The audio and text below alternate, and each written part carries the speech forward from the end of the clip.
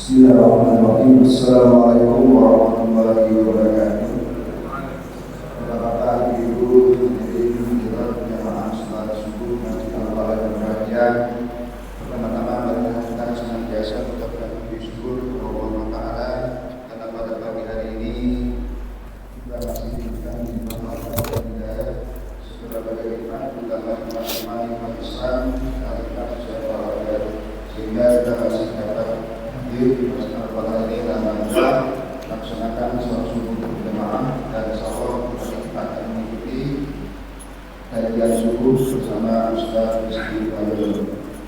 Salawat dan salam terutama sampaikan kepada Nabi Muhammad SAW, serta keluarga, sahabat dan umat yang kita dalam. Kepada Bapak Ibu hadirin yang berbahagia, pada pagi hari ini kita akan kembali melaksanakan kajian subuh dengan tema Ulumul Quran dan juga tafsir akhlak bersama Ustaz Rizky Fadil. Baiklah, mari kita dengan membaca basmalah. Bismillahirrahmanirrahim. Kepada Ustaz. Bismillahirrahmanirrahim. Assalamualaikum warahmatullahi wabarakatuh. Daun salam pakai acar, yang jawab salam saya doain rezekinya lancar, Pak.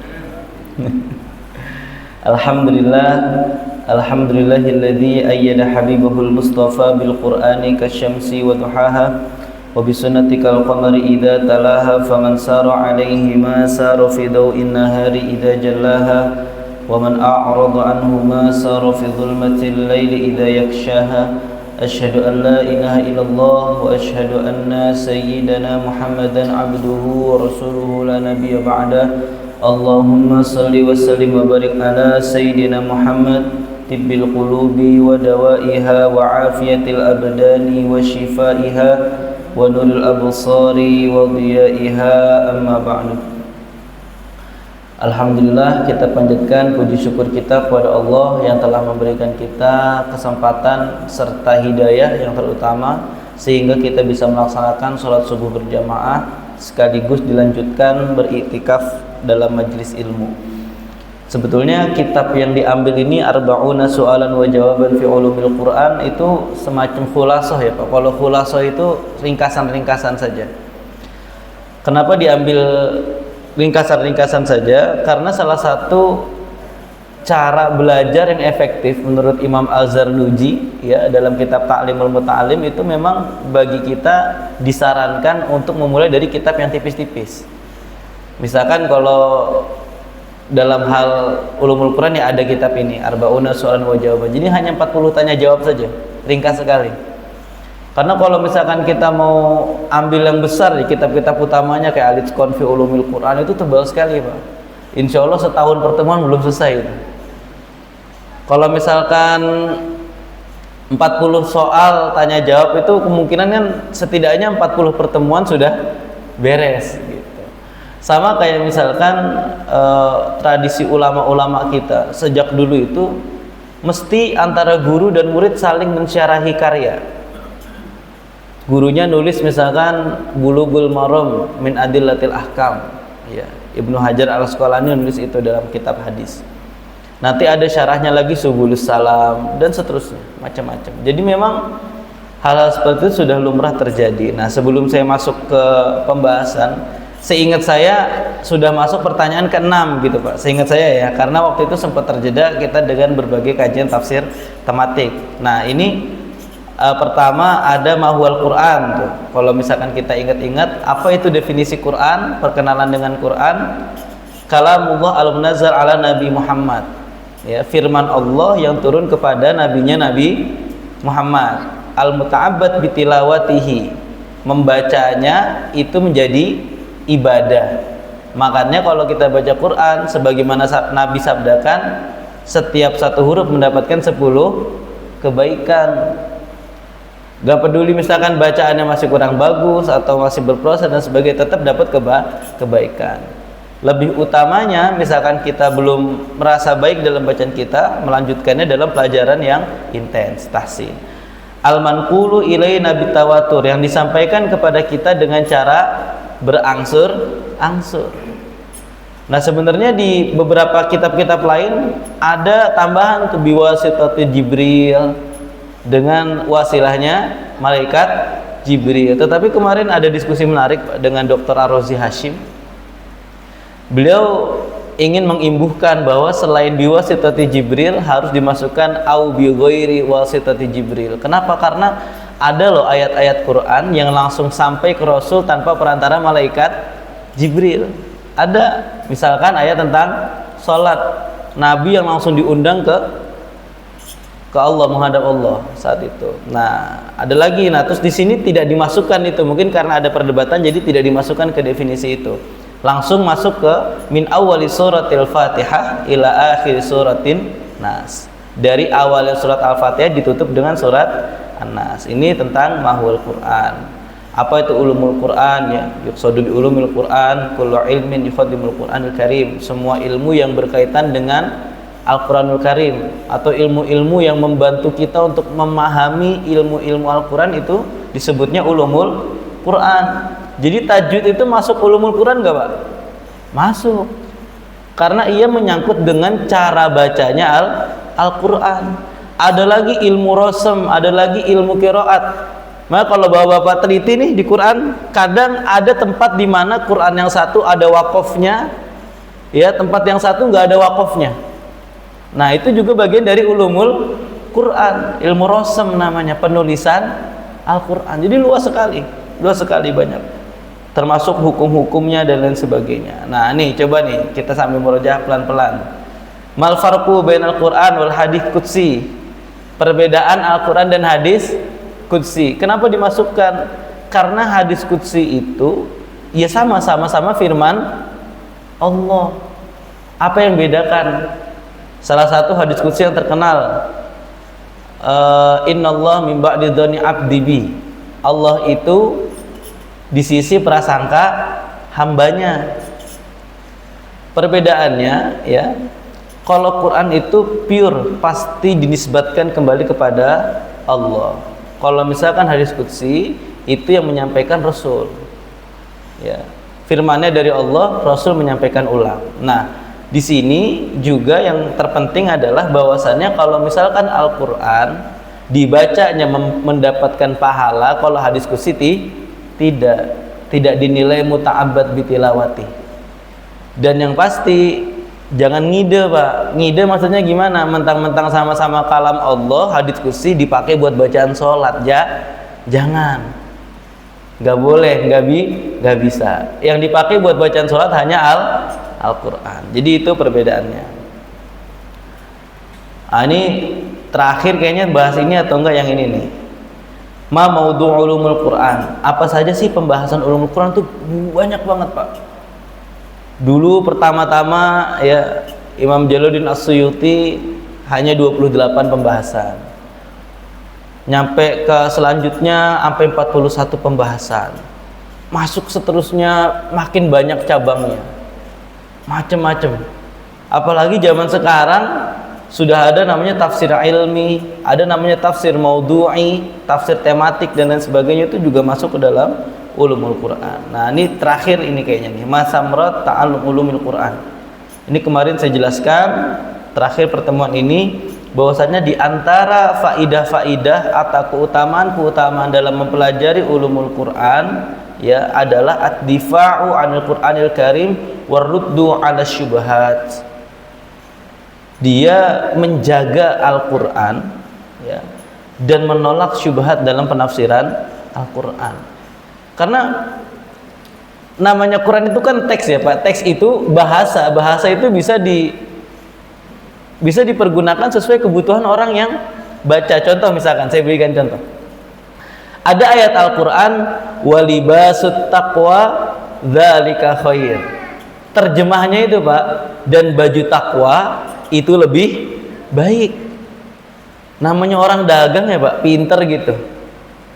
Baju takwa. Kalau kita kan diterjemahin apa? Baju koko, baju buat sholat. Biar dagangannya laku, ditulis tuh Pak ayat Quran di atas. Walibasut taqwa dzalika khair. Ini ada loh di Quran nih, ya, Bang. Baju koko. Padahal libasut taqwa itu tafsirnya apa, ya? Takwa sebagai jalan hidup gitu, bukan benar-benar definisi libas itu sebagai baju pakaian. Tentang dagang baju koko ditempel tuh walibasu taqwa dzalika khair. Ya nggak bisa begitu juga. Nah, itu salah satu syubhat dalam penafsiran. Dipakai sesuka hati sesuai kepentingan. Misalkan dalam aspek politik juga tuh bisa tuh begitu tuh. Mentang-mentang lawannya logonya pakai pohon beringin, pakai ayatnya apa? La taqrabu hadhihi syajarah gitu. Jangan dekati pohon, nggak boleh. Nggak boleh. Orang itu maksudnya pohonnya pohon apa, Pak? Pohon buah khuldi kan? Dipakainya buat numbangin lawan politik gitu. La taqrabu hadhihi syajarah. Jangan dekati pohon itu, jangan. Tidak boleh. Itu salah satu syubhat dalam penafsiran Al-Quran. Sama itu terjadi di berbagai kalangan teologi itu seperti itu juga. Misalkan Syiah akan menafsirkan marajal bahraini yaltaqiyan, bertemunya dua laut itu dengan pertemuannya iltiqaul Hasan wal Husain. Padahal marajal bahraini yaltaqiyan itu memang pertemuan dua laut. Ya kita bisa ngeliat tuh, misalkan di antara perbatasan laut ada yang warnanya coklat, ada yang warnanya biru, ada yang birunya gelap, ada yang birunya terang. Nah, ini ditafsirkannya kalau dengan kepentingan tertentu akan menjadi iltiqaul Hasan wal Husain. Nah, itu. Jadi memang ada beberapa penafsiran-penafsiran atau pengkajian sebuah ayat yang dibawa pada aspek-aspek tertentu untuk memenuhi kebutuhannya masing-masing. Karena Quran itu kan nggak bisa ngelawan, Pak. Gimana coba Quran cara ngelawannya? Tidak bisa. Yang bisa mempertahankan itu adalah kita-kita yang mempelajari itu, kita-kita yang berusaha untuk mendalami Al-Quran. Fahmu ma'anil Qur'anil Karim wa ma'rifatu tafsirihi. Ya, berusaha memahami Al-Quran, mengetahui tafsirnya. Tafsirnya itu apa? Al-Kashfu wal Bayan. Berusaha menyingkap dan memberikan penjelasan. Ba'dul ulama, sebagian ulama menyampaikan bahwasannya Nabi menafsirkan seluruh ayat Al-Quran dan sebagian yang lain menafsirkan tidak seluruhnya. Kenapa? Karena ada pendapat juga menjelaskan bahwasannya ayat Quran hanya perlu ditafsirkan pada ayat-ayat yang memang butuh untuk ditafsirkan, selebihnya tidak. Tetapi pada akhirnya sekarang semua ayat ditafsirkan. Belum lagi ada ayat-ayat yang berkaitan satu sama lain. Ya, lagi-lagi tadi waruddu 'ala syubhat. Mentang-mentang ada ayat Al-Qur'an, fawailul lil musallin. Celakalah bagi orang yang sholat. Ditafsirkannya yang sholat aja celaka gitu, mendingan gak usah sholat. Itu kan syubhat, membawa pada kesimpulan yang salah. Padahal ada namanya dalam Quran itu munasabatul ayat, keterkaitan ayat satu dengan ayat yang lain. Lihat dong ayat selanjutnya, alladzina hum an sholatihim sahun. Nah, itu dan itu terjadi juga, Pak. Kadang kesalahan pengkaji Al-Quran modern itu hanya mencabut satu ayat, dilepaskan dari ayat yang lain. Ini sering sekali saya jadikan contoh ayat ini. Orang bilang semua agama berhak masuk surga.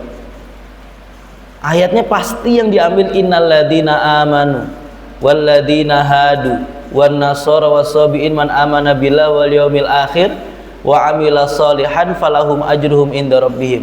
Ini ayatnya nih, jelas nih teksnya nih. Orang yang beriman, orang Yahudi, orang Nasrani, orang Sabiin, syaratnya man amana billahi wal yaumil akhir, siapa beriman pada Allah dan hari kiamat, ya, wa amila sholihan, dan orangnya baik, melakukan amal soleh, falahum ajruhum inda rabbihim, maka dia mendapatkan ganjaran dari Tuhannya masing-masing. Secara terjemah benar-benar aja, Pak, secara terjemah. Tetapi kalau kita lihat teks asbabun nuzulnya, bagaimana ayat ini sebenarnya turun, konteksnya apa, itu sudah jauh sekali. Dan ketika kita mencabut ayat ini sendirian, melepaskan dari ayat Quran yang lain, itu akan menegasikan banyak ayat. Misalkan laqad kafaral ladzina qalu innallaha tsalitsu tsalatsa. Sungguh telah kafir secara nyata yang mengatakan Tuhan itu 3 dalam satu. Belum lagi ada innad dina indallahil Islam. Dia terlepas dari ayat itu. Ya. Nah, sekarang kita masuk ke keenam yang hari ini akan kita bahas. Ma hukmu ta'allumi ulumil Quran? Apa hukumnya belajar ilmu Al-Quran? Dalam kitab ini disampaikan hukmuhu fardu kifayatin. Ya, tenang Pak. Jadi aman sudah. Hukumnya fardu kifayah. Cukup dalam satu kelompok ada satu orang yang belajar ulumul Quran. Jadi nggak mesti semuanya, ya. Karena begini, pengambilan hukum, ya, pengambilan hukum entah itu mau jadi wajib, mau jadi sunnah, mubah, makruh atau haram, itu mesti melalui yang namanya proses istinbat hukum atau kita sebut dengan ijtihad. Ijtihad itu karakternya adalah badlu wus'in fi naili hukmin. Jadi para ulama itu ketika ingin mengambil hukum dalam Al-Quran, dalam sunnah juga, sehingga menyimpulkan apakah hal ini wajib ataupun sunnah, itu mesti yang namanya badlu wus'in. Badlu wus'in itu Pak, yo buka kitabnya banyak, ada debatnya, ada diskusinya, dan itu butuh perbandingan banyak sehingga baru memunculkan keputusan. Sehingga ijtihad itu nggak asal ngomong, mesti itu ada pertimbangannya. Makanya sampai disampaikan oleh Nabi, ajra'ukum ala futya ajra'ukum ala nar. Orang yang kalau gampang banget ngeluarin fatwa itu juga gampang masuk neraka. Kenapa? Karena khawatirnya orang gampang berfatwa itu potensinya bukan karena kebutuhan, tapi fatwanya karena ada pesanan. Itu sudah disampaikan sama Nabi itu, ajra'ukum ala futya ajra'ukum ala nar. Sehingga memberikan konsekuensi hukum pada sesuatu itu mesti butuh yang namanya banyak sekali pertimbangan. Sama misalkan begini, kalau dalam Al-Quran ayatnya masyhur, wa minal laili fatahajjad bihi nafilatal lak. Redaksinya Pak, fatahajjad bihi itu fi'il amr. Fi'il amr itu artinya perintah. Kalau di Quran memberikan lafaz perintah, maka semestinya kira-kira kudunya wajib atau sunnah tuh Pak? Hah? Kudunya kan wajib. Tapi kenapa kok keluar hukumnya tahajud itu sunnah? Ya karena memang kalau misalkan diwajibkan ya dia akan jadi sesuatu yang memberatkan. Karena konsekuensinya ketika wajib, ketika ditinggalkan maka berdosa. Ketika saya bilang memberatkan bukan berarti maksudnya begini ya, bukan berarti maksudnya saya bilang tahajud itu ngerepotin, enggak. Tapi begini, salah satu sifat syariat, ya, 3 sifat syariat itu yang pertama adalah adamul haraj, tidak adanya kesulitan, tidak memberatkan. Misalkan bapak-bapak dari Pesona Anggrek jalan ke Banyuwangi, kan jauh tuh, sholatnya gimana? Dikasih solusi, ada yang namanya sholat jamak qashar, digabung udah gitu didiskon rakaatnya. Itu termasuk namanya adamul haraj. Di tempat tertentu nggak ada air, solusinya bisa pakai tayamum, pakai debu. Itu namanya adamul haraj, tidak adanya kesulitan. Apa yang menjadi landasannya? Yuridullah bikumul yusra wala yuridu bikumul usra. Ada adamul haraj, ada namanya taklilut takalif, sedikit pembebanan. Jadi kita dibebani itu yang paling sedikit. Contoh, sholat sehari yang wajib berapa kali Pak? 5. Total rakaatnya ada 17. Itu Bapak bisa melakukan sholat sunnah rawatib nggak? Qobliyah ba'diyah? Bisa. 2 bisa. Syuruk di sini bisa. Pakai ngaji dulu lah gitu. Deres dulu tuh, kayak pasur di sini, pamisbah gitu kan. Bisa deres dulu nunggu sholat syuruk. Tapi syuruknya dihitung sunnah, tidak diwajibkan. Kenapa? Ya, karena yang wajib hanya 17. Berarti pembebanan paling sedikit itu dimaksudkan adalah kita bisa kok andaikan diwajibkan 24 rakaat dalam sehari. Tetapi yang diwajibkan hanya 17. Maksudnya apa? Hikmahnya? Ya, udah 17 doang loh yang diwajibkan. Masa iya nggak kelakon gitu maksudnya, Pak? Sampai ada orang Badui itu pernah nanya ke Rasul, boleh nggak saya masuk surga tapi saya hanya melakukan yang wajib-wajibnya aja? Kata Nabi, ya boleh, silakan. Sama misalkan apalagi zakat 2,5%, itu udah ada nisabnya, ada haulnya, syaratnya tuh kan. Kalau hartanya belum nyampe dia nggak wajib. Kalau waktunya belum terpenuhi dia belum wajib zakat. Sekalipun sudah terpenuhi, yang wajib dikeluarkan hanya berapa, Pak? 2,5%. Misalkan ya anggaplah income-nya Pak Jun 10 miliar gitu. Yang wajib dikeluarkan hanya 2,5%. Andaikan beliau mau mengeluarkan 10%, 1 miliar, bisa nggak? Bisa saja. Bikin miskin beliau nggak juga. Tapi yang diwajibkan hanya 2,5%. Sehingga taklilut takalif itu memberikan pembebanan yang paling batas minimal. Ada lagi yang namanya tadarruj. Tadarruj itu bertahap, pelan-pelan. Ketika datang risalah tidak boleh minum khamr, pertama-tama ya diingatin dulu. Ya, la taqrabus shalah wa antum sukara. Jangan dekati, ya kalau mau sholat jangan mabuk. Ya, sholat itu khamr itu banyak mudaratnya daripada manfaatnya. Pelan-pelan. Ketika sudah terbiasa masyarakatnya, baru turun pengharaman secara mutlak. Pelajarannya apa? Kalau Quran saja pelan-pelan, maka kita ngingetin orang juga kudu pelan-pelan. Makanya ada kaidahnya at-thariqah ahammu minal maddah. Kadang cara kita mengingatkan kebaikan itu jauh lebih penting daripada konten kebaikannya itu, Pak. Jangan mentang-mentang misalkan kita merasa ngingetinnya kebaikan nih, pokoknya terus habis itu kita pakai rumus pokoknya saya sudah ingetin, pokoknya saya orangnya begitu. Tidak bisa. Quran saja mengingatkan sesuatu itu pelan-pelan. Bahasa-bahasanya dibuat halus, dibuat bahasa-bahasa sindiran. Misalkan contoh, ayuhibbu ahadukum ayyakula lahma akhihi maitan fakarihtumu. Kalau orang ngomongin kejelekan di belakang orangnya, ya itu serupa orang makan bangkai. Masa kamu seneng makan bangkai?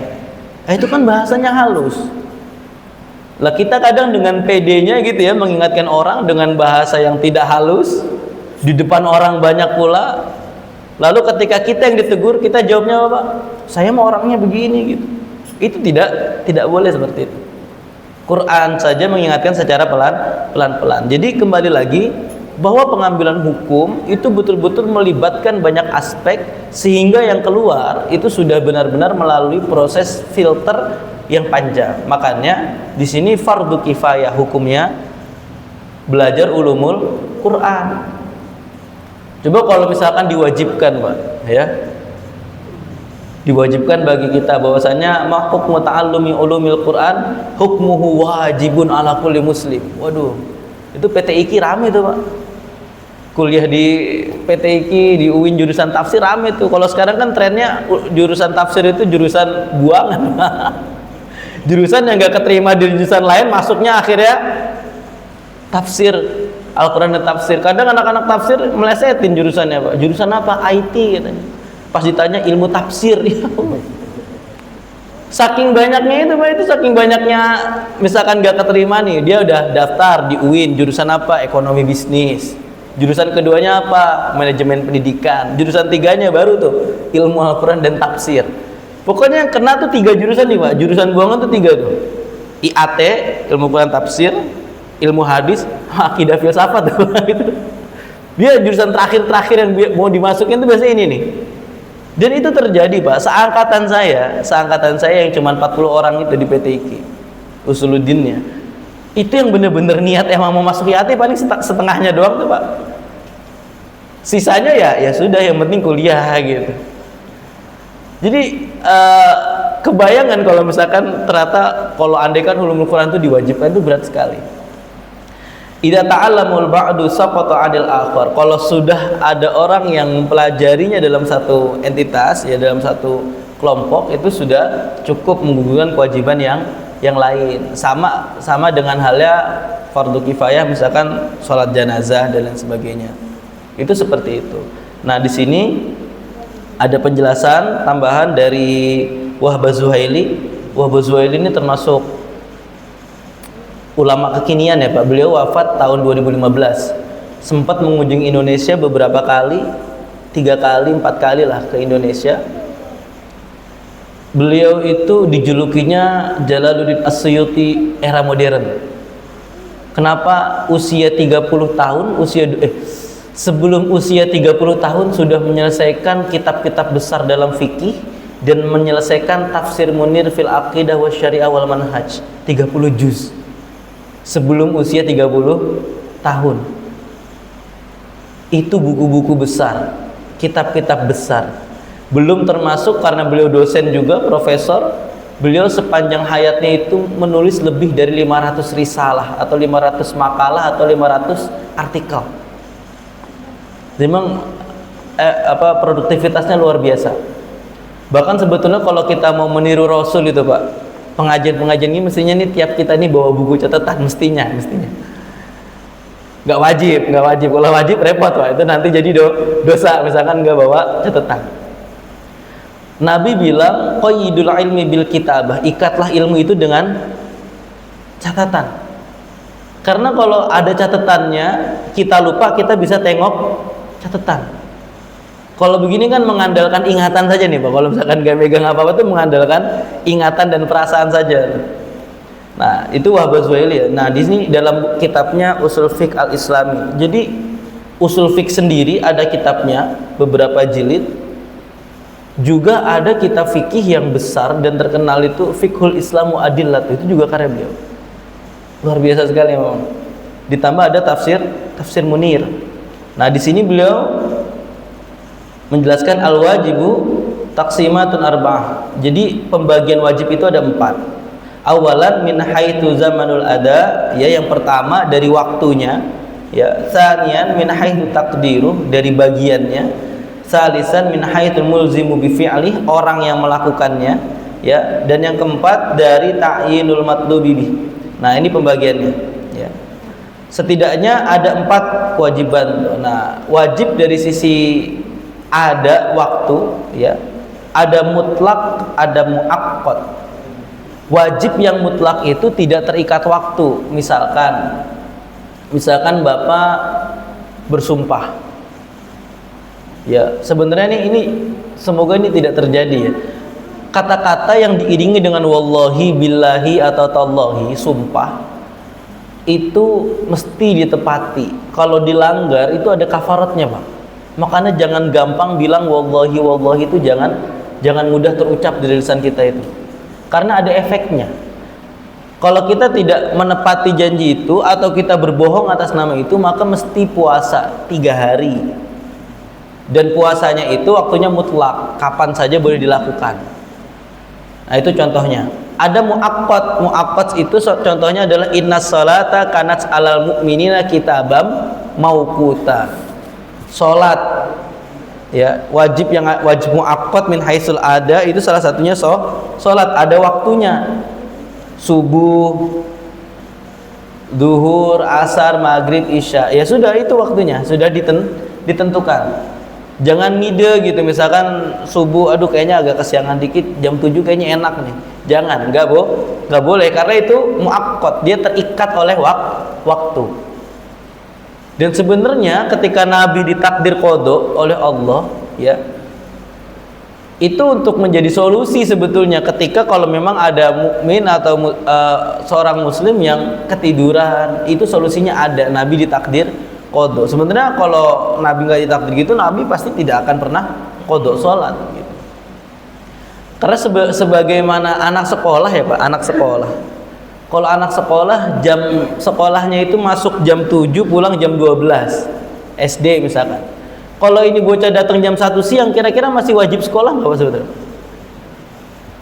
Udah nggak harus masuk kan? Harusnya ya udah masuknya besok lagi. Tapi kalau sholat urusannya nggak begitu. Sholat ya harus ada diganti untuk menghargai waktu yang kita lewatin. Nah itu wajib dari sisi waktu pelaksanaannya. Nah selanjutnya dari min haitsu takdiruh, ya, ada muhaddad, ada ghairu muhaddad.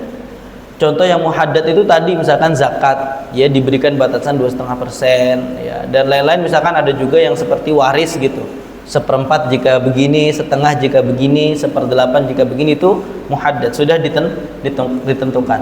Ada ghairu muhaddad. Nah ini misalkan kita nazar, ya Allah, saya lagi ikut CPNS nih, semoga kalau keterima saya pengen ngasih makan orang miskin.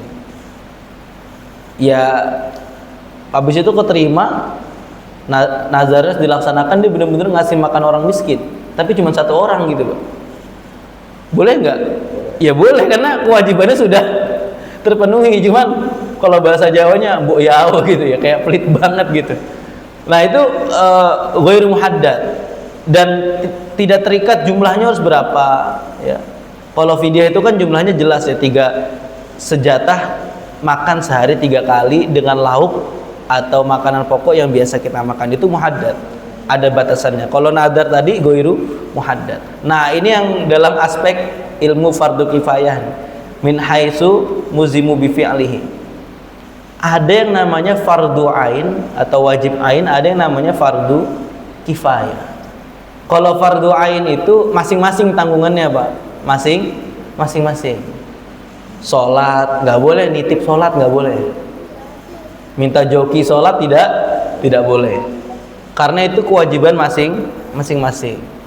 Kalau dalam aspek ilmu Quran yang jelas sekali secara personal itu pasti tahsin tajwid, itu personal, tidak bisa diwakilkan. Misalkan udahlah di masjid itu kan ada imamnya, kayaknya bacaan saya gantungkan ke imam saya saja, tidak bisa. Kecuali sholat jamaah iya ditanggung imam, benar. Tapi kalau bacaan sendiri-sendiri tidak bisa. Nyari guru ngaji, guru Quran, guru tilawah supaya bisa jadi teman belajar, bukan buat jadi menanggung bacaan kita yang kurang bagus, tidak. Bacaan kita tetap kita yang tanggung. Nah, ya, ada muayyan mukhayyar, ya. Muayyan mukhayyar itu misalkan kalau muayyan zakat yang sudah ditentukan haul dan nisabnya itu muayyan, jadi tertentu. Nah, kalau mukhayyar itu sesuatu yang efeknya bisa kita pilih. Misalkan ketika bulan Ramadan puasa, khilaf, ya, berhubungan suami istri, itu salah satunya kafaratnya kan macam-macam, bisa mengganti saum syahraini mutatabi'ain, puasa 2 bulan berturut-turut, ya, atau memberi makan dan lain sebagainya, itu bisa mukhayyar, bisa dipilih. Nah, dalam lanjutannya, kalau misalkan belajar ulumul Quran hukumnya fardu kifayah, cukup satu orang dalam satu tempat, dalam satu kota lah, katakan seperti itu. Lalu apa sih pelajaran yang wajib kita punya masing-masing? Apa sih pelajaran yang setiap orang itu mesti belajar itu tuh apa? Setidaknya Imam Az-Zarnuji dalam kitab Talimut Ta'lim menyebut ada tauhid atau ilmul aqaid, ilmu akidah, dan fikih.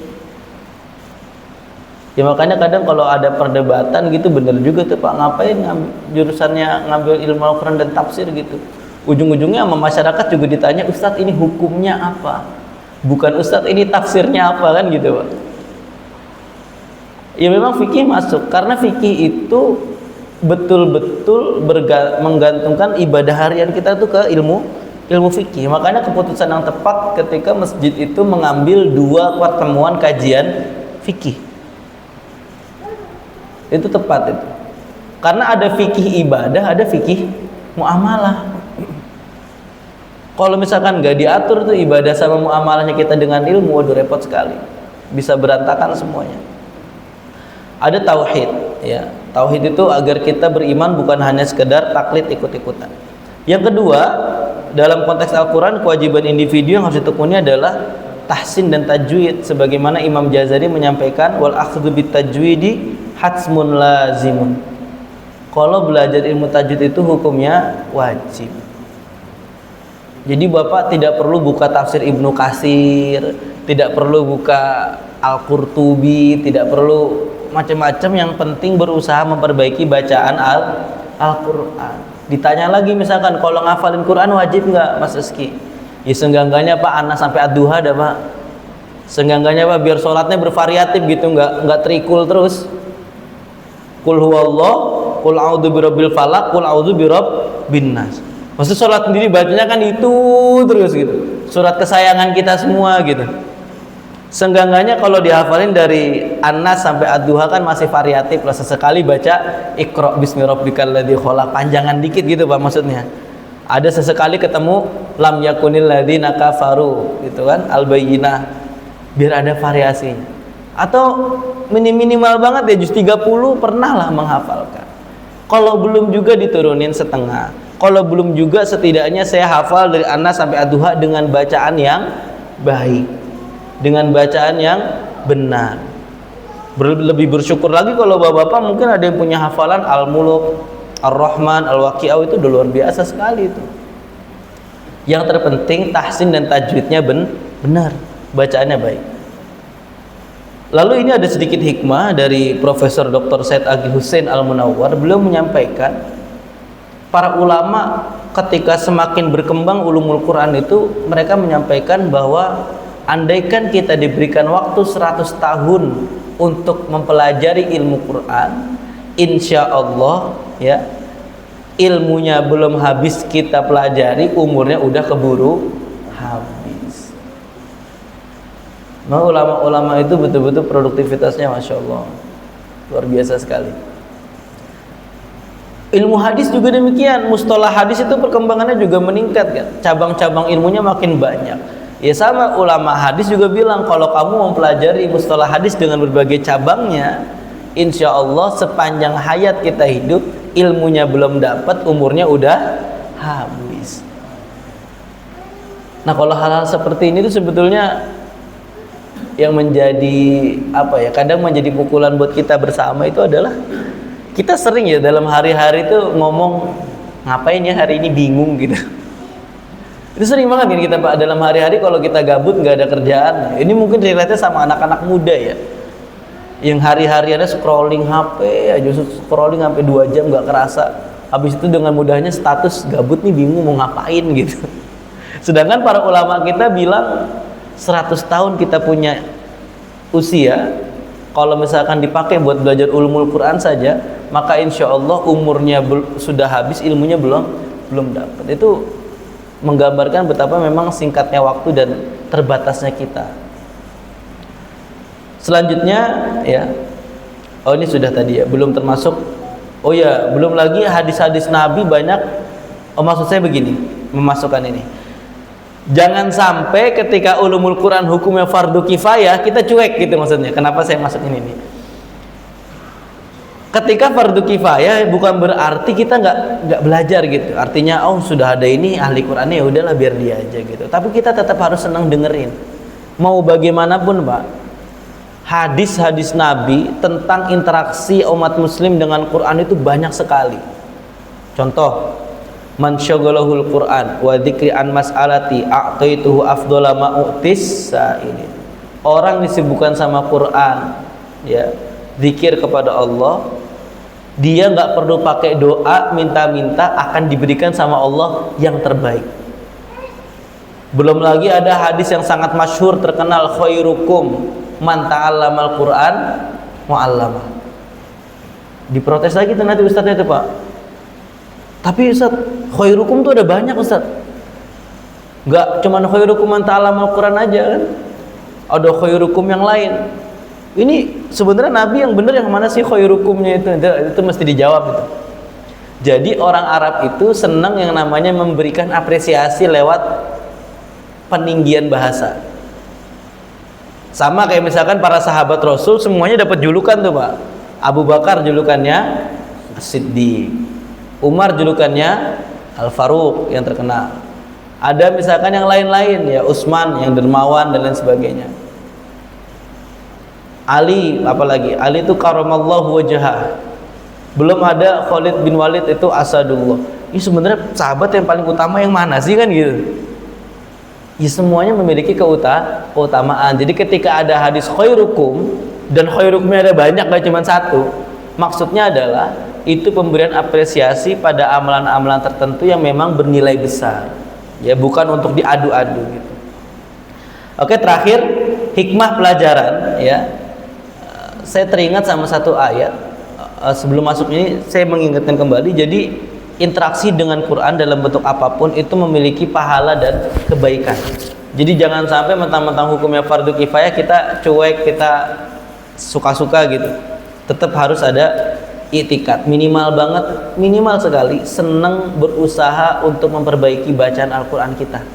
Itu minimal banget, memperbaiki bacaan Al-Quran kita. Itu yang paling minimal.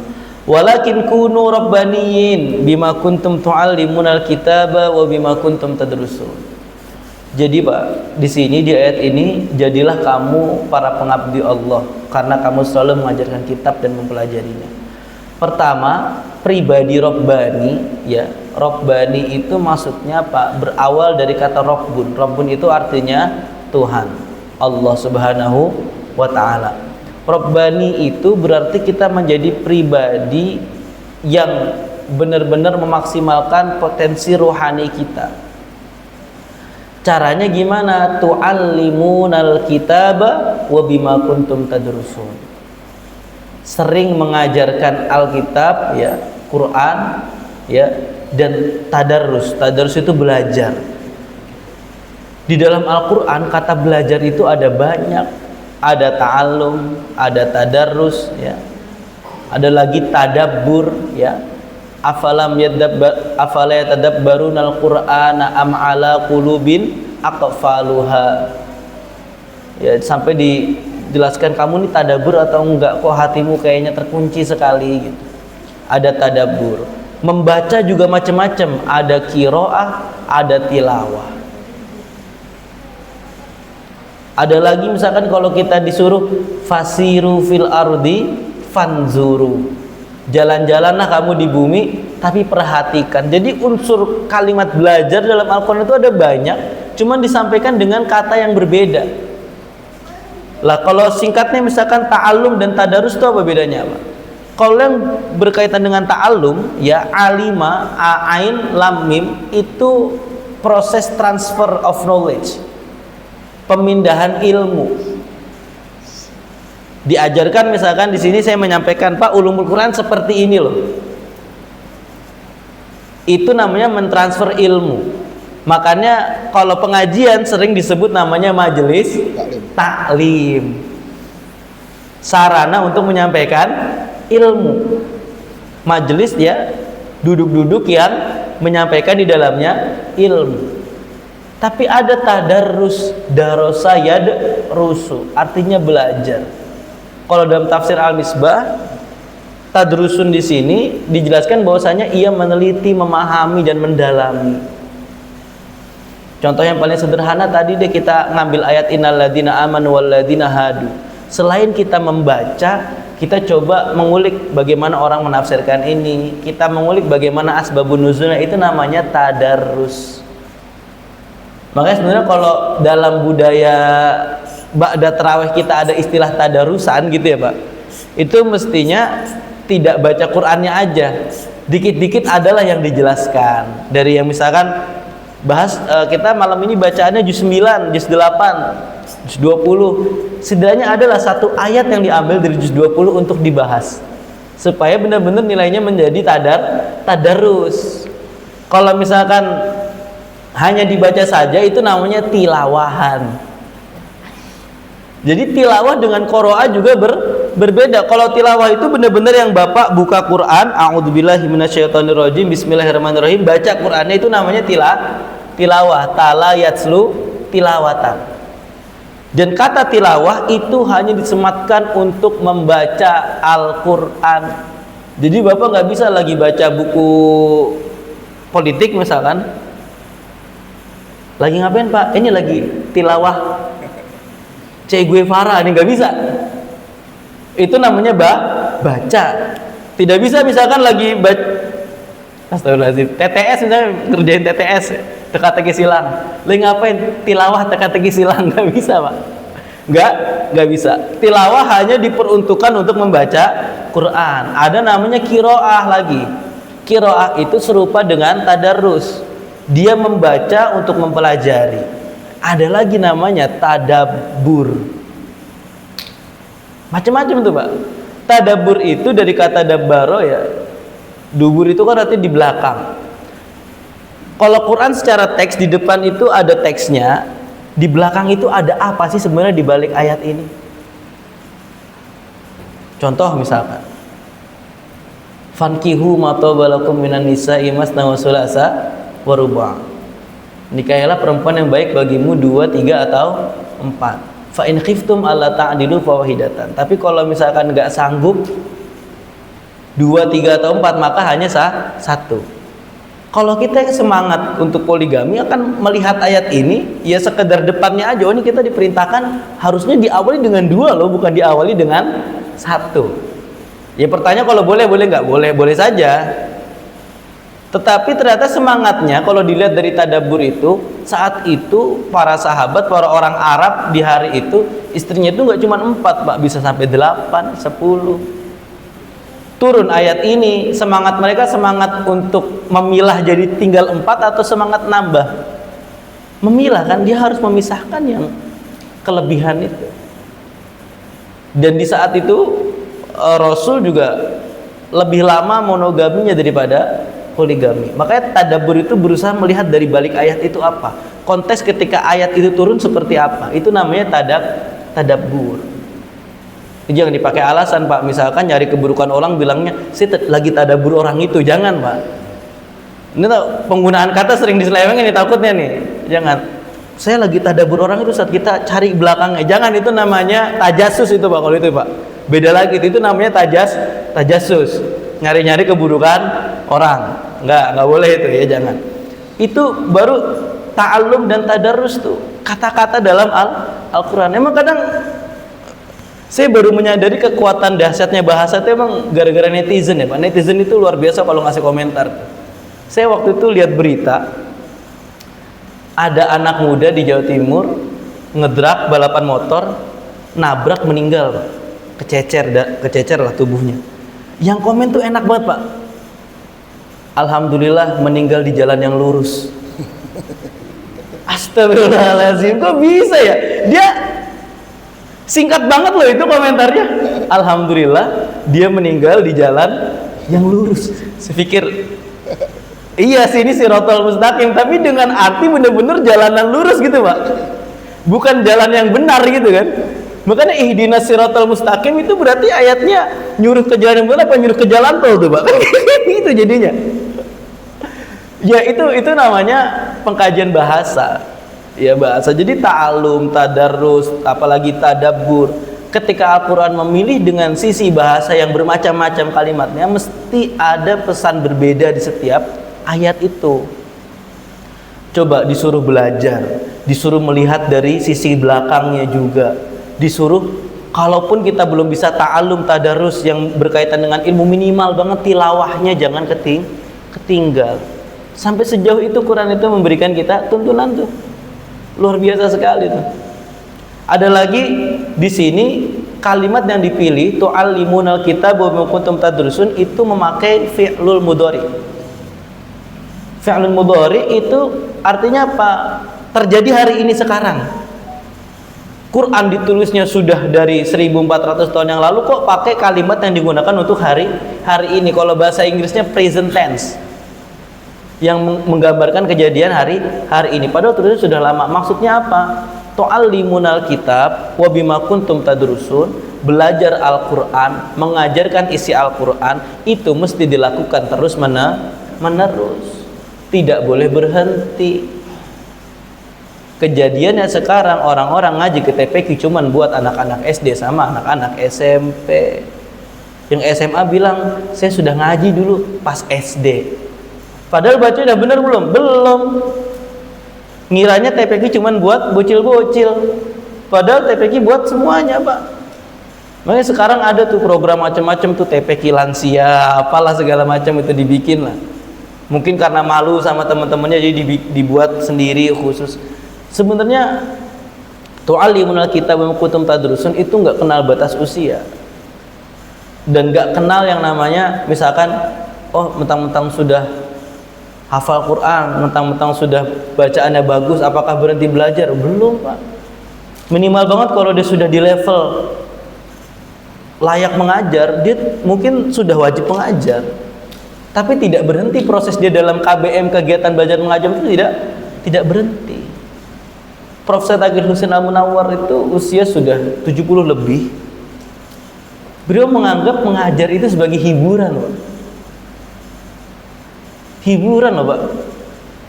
Memang ilmunya luar biasa sekali ya. Jadi setiap beliau menyebut nama ulama, kalau Rizky kan menyebut ulama Imam Jalaluddin As-Suyuti, sudah gitu aja gitu. Kalau beliau tuh enggak, Pak. Imam Jalaluddin As-Suyuti lahir tahun sekian, wafat tahun sekian. Karyanya ini, muridnya disebutkan namanya, disebutkan tanggal wafatnya. Muridnya sebutkan lagi tanggal wafatnya, disebutkan lagi tanggal wafatnya. Imam Jalaluddin As-Suyuti punya guru ini, sebut namanya, disebut juga tanggal wafatnya.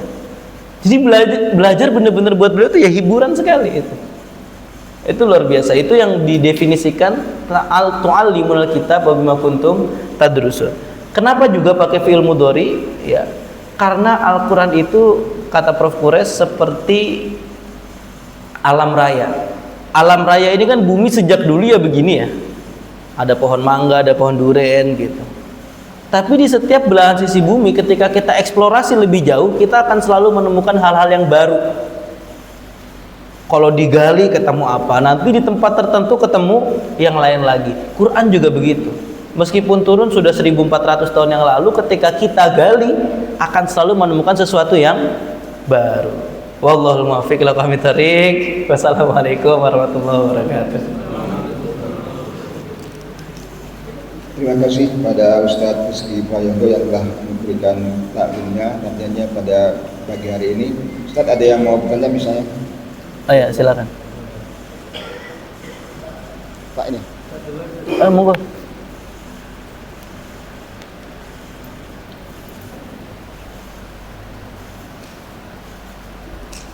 Assalamualaikum warahmatullahi wabarakatuh. Waalaikumsalam warahmatullahi wabarakatuh. Allah suka menyebut kadang nahnu, kadang Ya, betul. nah itu dominnya kan kadang-kadang Allah menyebut Kita. nahnu nazzalna dzikra. Wa inna lahu lahafidz. Betul. Allah suka menyebut wa anzala minas samai ma'an fa'akhraja bihi minas samai. Ya, betul. Ini maksudnya dimaksud kata ganti orang. Iya. Bahasa Arab. Oke, baik. Jadi dalam bahasa Arab ada yang disebut ana artinya saya, nahnu artinya kita. Konotasi dalam pikiran kita kalau secara kebahasaan ana itu berarti sendiri atau rame-rame? Sendiri. Kalau nahnu rame. Problematiknya dalam pertanyaan ini adalah kenapa Allah nyebut nahnu sedangkan kita tahu Allah itu satu. Nah, misalkan begini. وَلَقَدْ خَلَقْنَا الْإِنسَانَ مِنْ صَلْصَالٍ مِنْ حَمَإٍ مَسْنُونٍ. Itu bukan pakai walaqad khalaqtu ya, Pak. Kalau pakainya domir ana walaqad khalaqtul insan min salsalin min hama'im masnun. Tetapi pakainya domir nahnu walaqad khalaqnal insana min salsalin min hama'im masnun. Kenapa? Karena begini. Dalam proses penciptaan manusia, kira-kira nih, tiba-tiba manusia turun dari langit, jeleng gitu. Cuma Nabi Adam aja begitu kan? Hanya Nabi Adam yang seperti itu. Selebihnya itu melalui kerjasamanya Adam dan Hawa.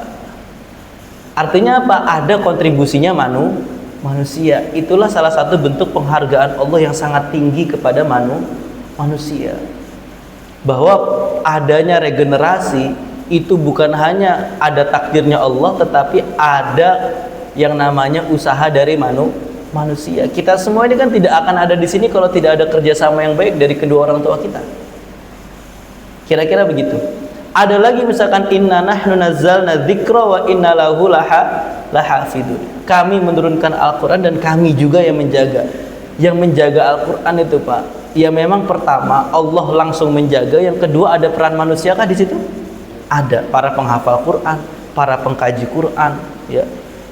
Ada misalkan para ulama kita yang menuliskan kitab tentang penjelasan dalam Al-Quran, sehingga bukan hanya terjaga secara lafadznya, tetapi juga terjaga secara konten isi sekaligus penafsiran dan pendalamannya. Maka ketika menyebutkan kata nahnu di dalam Al-Quran, itu memberikan apresiasi bahwasannya kegiatan tadi, misalkan regenerasi itu sesuatu yang mulia. Makanya bukan hanya disuruh beregenerasi, tetapi beregenerasilah dengan cara yang baik. Ya, makanya diadakan yang namanya nikah dalam Islam. Yang kedua, ketika bicara inna nazzalna dzikra, Allah bilang ahlul Quran hum ahlullahi wa khassatuh. Orang yang dekat dengan Al-Quran, ahlul Quran itu keluarga Allah dan diberikan kekhususan. Salah satu bentuk kekhususannya itu disebutkan dalam Al-Quran dengan domir nahnu, sehingga bukan Allah sendiri tetapi ada peran manusia di dalamnya. Kira-kira itu, Pak. Itu penjelasan yang pernah saya dapatkan dari beberapa penjelasan guru-guru saya. Selebihnya mungkin bisa didiskusikan. Silakan jika ada pertanyaan lain. Siap.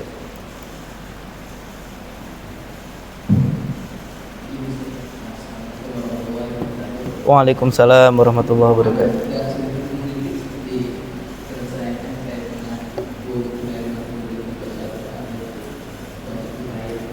Wajib kifayah, ya. Kalau kita itu kan ya wajib yang pada melakukan kan. Sehingga untuk bacaan Quran ini kalau punya wajib kifayah dan orang kan cuma satu orang yang sebenarnya. Karena tadi karena pemahaman kita itu seperti itu. Jadi dianggapnya itu wajib kifayah itu sunnah. Bagaimana cara menyikapinya itu kan agar pemahaman wajib kifayah ini Iya. Kalau di saya sendiri untuk di kota sendiri kan, sebelum mereka misalnya untuk orang saya kan udah 20 juz ya, kemudian apa namanya mereka sebelum mereka itu mau mengambil apa namanya ilmu yang lain, kan dulu seperti itu yang harus mereka dikuatkan. Betul. Tapi bisa ditulis saya sendiri itu wajib supaya itu harus sunnah, seperti itu. Tapi wajib supaya itu adalah tapi berarti gugur. Iya, betul. Kalau seperti itu makanya teman-teman seperti ini yang harus kita diusun lagi. Makanya kalau di Rasulullah pada sahabatnya itu pemahaman dulu, bukan hafal dulu ya. Betul. Kalau sudah paham, baru seperti itu. Iya. Iya. Jadi, iya benar, itu sering terjadi. Definisinya saja beda sebetulnya. Wajib dengan sunnah itu beda. Wajib itu ma yusabu ala fi'lihi wa yu'aqabu ala tarki. Jadi kenapa wajib ya disebut wajib? Karena ketika dilakukan berpahala, ditinggalkan dapat dosa. Kalau haram kebalikannya, ma yusabu ala tarkihi wa yu'aqabu ala fi'lihi. Dilakukan berdosa, ditinggalkan berpahala. Nah, salah satu hal tadi ya, itu menarik sekali. Misalkan kalau misalkan fardu kifayah dianggap sunnah, ya gimana ya? Karena secara psikologinya ketika kita merasa udah ada di tanggung orang lain, kita ngerasa itu memang bukan kewajiban kita gitu. Itu secara psikologinya ya, Pak. Misalkan kan sekarang tenar juga tuh kata-kata kalau bisa orang lain kenapa harus aku gitu. Karena kifayah itu sudah kalau ditanggung orang lain, ya sudah gitu. Tetapi bagaimana kalau misalkan di tempat itu benar-benar gak ada? Ya semuanya kena iqab. Semuanya dianggap berdosa. Tetapi kalau misalkan tadi antara Quran itu faham dulu atau hafal dulu, sejarahnya ulama-ulama kita itu semuanya ngafal Quran dulu. Jadi kalau gitu faham dulu apa ngafal dulu tuh? Ya kalau secara fakta historisnya hafal dulu. Maka kalau misalkan itu diambil standar yang tinggi menghafal, maka standar terendahnya adalah setidaknya kita bisa baca Quran dulu secara baik dan benar. Kalau misalkan sudah hafal, ya misalkan sudah hafal, itu hukum murojaahnya jadi wajib. Kenapa jadi wajib? Karena dia sudah mengambil suatu hal yang sifatnya tidak wajib. Ngafal Quran itu kan wajib atau tidak, Pak? Hah? Tidak wajib. Tapi kalau sudah mengambil sesuatu yang tidak wajib itu, maka mengulangnya adalah wajib. Itu wajib ain kalau itu, bukan wajib kifayah. Oh, teman saya udah simaan, udah kayaknya saya nggak usah gitu, nggak bisa. Nggak bisa, karena yang hilang nanti hafalannya dia, bukan hafalan temennya gitu. Nah, itu jadi memang didasari dengan Quran dulu. Ulama kita sekelas Ibnu Sina, Pak, yang kita kenal sebagai apa coba? Dokter. Kita kan taunya Ibnu Sina dokter, Ibnu Khaldun sosiolog, ya. Apalagi Ibnu Rus itu pemikir filsafat. Kita kan taunya itu tuh, sekedar di situ. Tiga ulama ini, Pak, semuanya hafal Quran usia 7 tahun. Yo faqih, yo alim, ahli fikih juga, ahli ilmu agama juga. Bahkan Ibnu Sina menulis Qanun fit Tibb, ya, tata cara kedokteran itu, Qanun fit Tibb itu di usia akhir-akhir. Bukan dari awal fokus kedokteran, dia kuliah kedokteran gitu, enggak. Ibnu Rus itu punya kitab yang namanya Bidayatul Mujtahid. Bidayatul Mujtahid itu bukan kitab filsafat, bukan, Pak. Itu perbandingan madhab fikih, sampai sekarang dipakai di pesantren-pesantren. Bidayatul Mujtahid. Ibnu Sina itu juga ahli psikolog, Ibnu Sina itu juga ahli, cuman semuanya diawali dengan menghafalkan Al-Quran. Ibnu Khaldun itu jadi rujukan sosiolog dunia, makanya disebutnya bapak sosiologi Islam itu Ibnu Khaldun. Hafal Quran 7 tahun. Kita kenal Imam Bukhari misalkan, ahli apa, Pak? Hadis, hafal Quran usia 10 tahun. Jadi semuanya diawali dengan Quran. Ya kira-kira seperti itu. Kalau misalkan memberikan pemahaman ke masyarakat bagaimana caranya fardu kifayah itu tidak seperti sunnah adalah ya minimal sekali kita yang mengingatkan kepada mereka. Karena begini, Nabi pun setiap ta'alim, setiap mengadakan kajian selalu mengingatkan yang hadir di pengajian jangan lupa menceritakan isi kajiannya ke yang tidak hadir. Boleh jadi yang tidak hadir lebih mudah memahami daripada yang hadir. Itu step pertama. Itulah kenapa disuruh bikin catatan biar nggak hilang, biar nggak lupa. Jadi tahu nih apa yang mau disampaikan, nih nilai-nilainya apa, inti pembahasannya apa. Yang kedua, ya, itu kan secara personal. Secara kedua, masjid dalam bentuk lembaga sudah mengadakan yang namanya kajian. Ya, kajian itu untuk didatangi sebetulnya, untuk didatangi dan didengarkan. Makanya dalam apa ya, Talimut Talim itu ada ilmu zainun li ahli. Ilmu itu akan jadi perhiasan buat orang yang punya ilmu. Kalau perkataan Ali bin Abi Thalib, al ilmu nurun muktabas wa sahibuhu mukarramun aina jalas. Orang yang punya ilmu mesti dia seperti cahaya yang bersinar. Duduk dimanapun orang itu mesti dimuliakan kalau punya ilmu. Baik, kira-kira itu saya kira cukup. 2 pertanyaan sudah mau 6:30. Wassalamualaikum warahmatullahi wabarakatuh. Waalaikumsalam.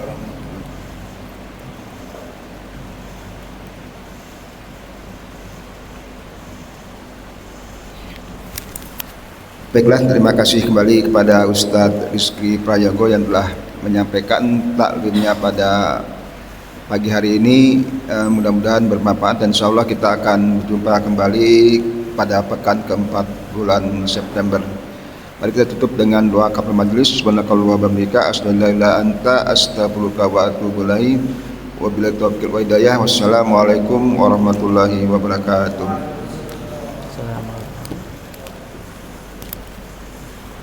Alhamdulillahirabbil alamin. Sejam, Pak, ada, Pak? Hah? Sejam ada. Ada. Sejam ada. Padahal sih bikin 4 slide doang. Hah? Yang buat pembahasan bikin 4 slide.